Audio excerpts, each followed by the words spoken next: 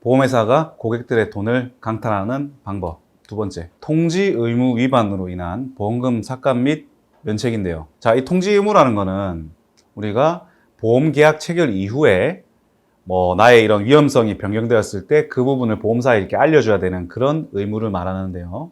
직업이나 직무가 바뀌었다든지 아니면 내가 살고 있는 집 주소가 바뀌었다든지 내가 이륜차를 갑자기 타게 됐다. 영업용 화물차를 몰게 됐다. 이런 위험이 변경되는 내용들이 있습니다. 이러한 의무를 이행하지 못했을 때 그걸로 인한 걸로 사고가 발생했을 때는 우리가 페널티를 또 받게 되죠. 대표적인 것으로 보험금이 면책되거나 삭감될 수 있습니다.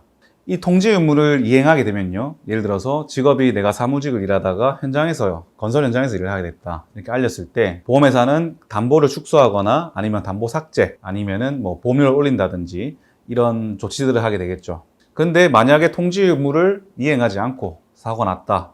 이랬을 때 어떻게 보험사가 돈을 안 주고 삭감하는지에 대해 가지고 제가 사례를 두 가지만 들어가지고 설명을 드리겠습니다. 첫 번째 사례가 이제 이륜차에 대한 내용인데요. 이륜차를 타게 되면 보험회사에 알려야 돼요. 그래서 보험사에 알리면 보험회사는 이륜차 부담보 특약이라는 특약을 넣게 됩니다. 그게 뭐냐면 이륜차를 타다가 발생된 상해 사고는 보상을 하지 않는다는 얘기인데요.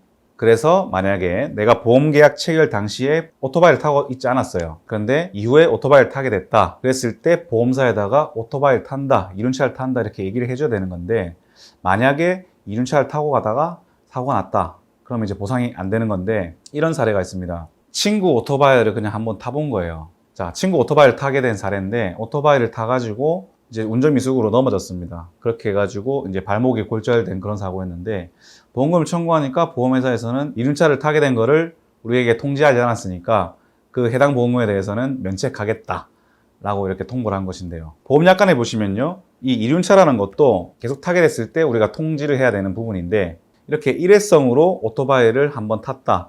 이런 거는 보험회사가 사실은 면책을 할 수 없어요. 하지만 그럼에도 불구하고 면책하는 사례가 많다는 거. 그래서 만약에 이륜차를 타다가 사고 났지만 그게 정말 내가 소유하거나 이런 게 아니라 일회성 사용이라면은 이 보험금에 대해서 받을 수 있으니까 꼭 한번 검토해 보시기 바라고요.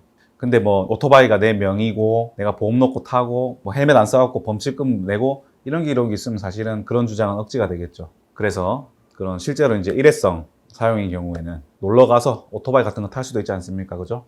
그리고 여행 가서 탈 수도 있고 그런 경우에는 만약에 다쳐서 보험금 청구했을 때 보험사가 그런 이유로 보험금을 안 준다고 그런다. 그러면은 이제 꼭 주장을 하시라는 거죠.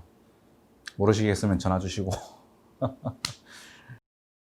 그리고 한 가지 예를 더 들어드리면 자, 화재보험에서는 내가 우리 집에 불이 났다든지 우리 집에서 불이 나가지고 옆집에 불이 옮겨 붙었다. 이러면은 이제 그 배상 책임을 지지 않습니까? 그런데 화재보험은 그 해당 주소지가 당연히 중요할 거 아니에요. 건물이면 건물의 몇 층, 주소지. 근데 이 화재보험도 있잖아요. 그 해당 담보 물건이 장소가 변하게 되면은 당연히 위험이 변경 증가하는 거 아니겠습니까?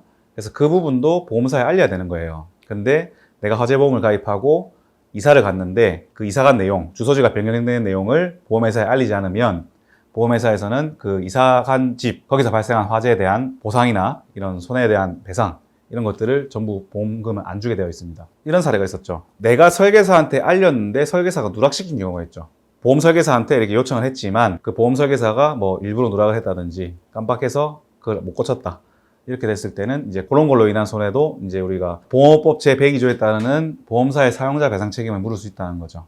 이제 이런 부분 참고하시고 그 통지 의무라는 게 이제 또 여러 가지 형태가 있기 때문에 그 만약에 통지 의무 위반으로 보험사가 보험금을 안 준다 혹은 삭감한다 이런 사례 있으시면은 이 댓글로 남겨주시면은 제가 상담을 해드리겠습니다.